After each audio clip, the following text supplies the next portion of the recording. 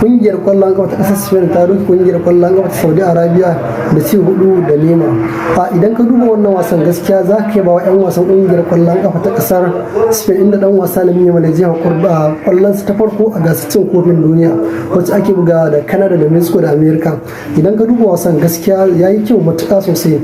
Sannan dan wasa Oyarzabal shi ma jefa kwallonsa guda 2. Idan ka duba dan wasa Lamine Yamal gaskiya zai baka sha'awa sosai. Akwai mutane da yawa da suke cewa dan wasa Lamine Yamal ba sa burge shi, amma idan ya yi wasu abubuwan sai ga gaskiya suna burge sosai. Inda dai da ya ci bal ɗinsa ya je su daga Allah subhanahu wataala, kuma muna taya su wannan murar da suka samu gaskiya matuƙa muna godiya. Dan wasa Lamine Yamal ya magantu gami da abin da mutane suke hada shi da dan wasa Lionel Messi da dan wasa Kylian Mbappe. Dan wasa Lamine Yamal ya ce shi ba wannan ne a gabansa ba, burinsa kawai idan ya zo filin wasa kawai ya nasara, ba abin da yake so a duniyar kwallon kafa inda ya shigo filin wasa illa nasara kawai yake bukata. Ya wuce ganin irin wannan kalaman na dan wasa Lamine Yamal.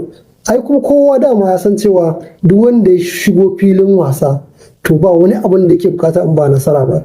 Dan wasan ya ce shi ba wani abin da yake damunsa, ko ba wai burinsa ya zira kwallaye ba da yawa ba, a'a shi burinsa in ya zo a filin wasa kawai ai nasara kawai ke bukata a harkar bal.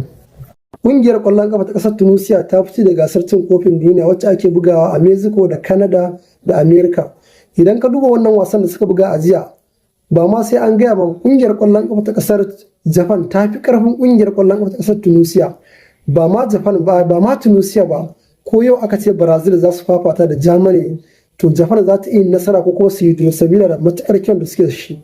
A yanzu dai haka tuni dai ƙungiyar ƙwallon kafa ta ƙasar Tunisia ta riga da ta fice, sannan kuma ta sallame mai da ƙungiyar ƙwallon kafa ta ƙasar Tunisia tuni an sallame shi.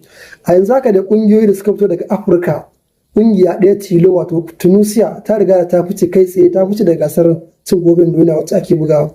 Idan muka duba irin wasannin da ake bugawa ma gaba ɗaya, ƙungiyoyi da suka fito daga nahiyar Afirka ba sa ƙoƙari sosai.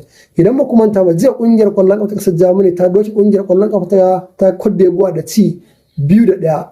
Duk da su suka soma cin bal, amma daga baya ƙungiyar ƙwallon ƙafa ta ƙasar Germany ta doke su da ci 2-1. Wannan wasan ma gaskiya ya yi matuƙar kyau sosai. Ƙungiyar ƙwallon ƙafa ta Malaga ta dawo buga gasar La Liga ta ƙasar Spaniya. Idan ba ku manta ba dai, a jiya dai ƙungiyar ƙwallon ƙafa ta Malaga ta doki kungiyar kwallon kafa ta Almeria wacce dan wasa Cristiano Ronaldo ya sai kusan kaso 25 cikin 100 na kungiyar kwallon kafa ta Almeria. A yanzu dai haka dai kungiyar kwallon kafa ta Malaga ta dawo buga gasar La Liga ta kasar Spaniya bayan shekara 8 da wanda Malaga ta buga gasar La Liga kusan shekara 8. A yanzu haka dai ta hauro. A yanzu haka dai kungiyar kwallon kafa ta Almeria za ta ci gaba da buga gasar La Liga mai daraja ta 2. A yanzu haka gaskiya muna cewa kungiyar kwallon kafa ta Malaga murna da irin wannan nasarar da ta samu. Idan ka duba wannan wasan ma ba ma sai an gaya ma ba, Malaga ta yi kokari a wannan wasan sosai, kuma muna taya su murna sosai matuƙa.